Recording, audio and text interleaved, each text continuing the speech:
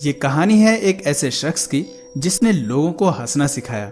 शारीरिक और मानसिक रूप से कमजोर होने के बावजूद भी उसने लोगों 10, के 9, 8, 7, 6, 5, 4, 3, 2, 1.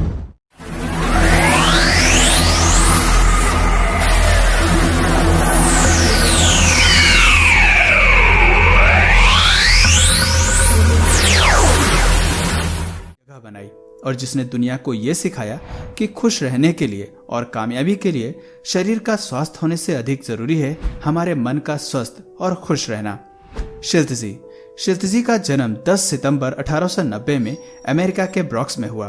तब इसे लोग साइमन मेट्स के नाम से जानते थे। जन्म से शिल्तजी भी किसी अन्य बच्चे की तरह ही दिखता था, लेकिन जैसे जैसे समय बीतता गया यह स्पष्ट होने लगा कि वो माइक्रोसेफली नाम की बीमारी से पीड़ित है। एक ऐसी कंडीशन जहां चेहरा सामान्य दर से बढ़ता है लेकिन सिर बहुत ही छोटा होता है या एक आम इंसान के मुकाबले सर आधे के बराबर होता है। इस कंडीशन में उस इंसान की मस्तिष्क की क्षमता कम हो जाती है। ऐसे स्पेशल कंडीशन वाले इंसान को चॉस, रेड पीपल या पिनहेड्स भी कहा जाता है। कभी कभी यह तब होता है जब बच्चा माँ के पेट में हो और बच्चे की माँ अत्यधिक शराब का सेवन करे, या फिर जेनेटिक बीमारी भी हो सकती है। और सबसे दुख की बात यह है कि इसका कोई इलाज नहीं है। शिल्तजी का जन्म एक अमीर परिवार में हुआ था। उसकी एक बहन थी जिसका नाम अथिला था। वो भी माइक्रोसेफली से पीड़ित थी। अजीब से दिखने वाले इन दोनों बच्चों के कारण इनके माता पिता को अपने बच्चों पर शर्म आती थी और वे उन्हें समाज से छिपा कर रखते थे। वो डरते थे कि लोग उनका मजाक बनाने लगेंगे और इसी डर से उन्होंने इन दोनों मासूम बच्चों को ड्रीमलैंड सर्कस साइड शो में भेज दिया। जहां इन बच्चों को इनकी कंडीशन की वजह से बहुत प्यार और केयर की जरूरत थी, वहां वो एक सर्कस का हिस्सा बन गए थे। वहीं से शुरुआत हुई इन दोनों बच्चों के जिंदगी के सफर की।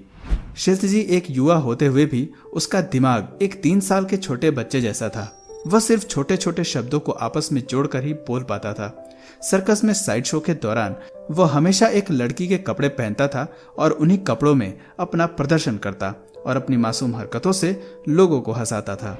कभी कभी शिल्तजी जल्दी जॉर्ज ने मरते दम तक 1965 तक शिल्तजी का हमेशा ख्याल रखा, लेकिन जॉर्ज की मौत के बाद जॉर्ज की बेटी ने शिल्तजी की देखभाल करने से मना कर दिया और उसे लॉस एंजलिस के एक मेंटल हॉस्पिटल में भेज दिया। शिल्तजी 3 साल तक मेंटल हॉस्पिटल में रहा और वहां वो हमेशा अपने सर्कस के प्रदर्शन को याद करता था और खुश होता।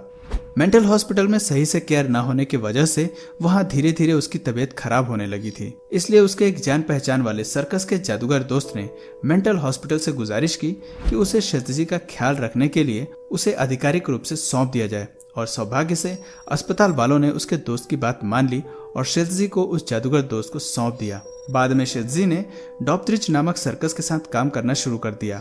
शिल्तजी का इतना नाम होने के बाद भी उसका कोई अपना अस्थायी घर नहीं था और फिर कुछ सालों बाद शिल्तजी लॉस एंजलिस से रिटायर हुआ और अपने रिटायरमेंट के दिन भी उसने लोगों का खूब मनोरंजन किया।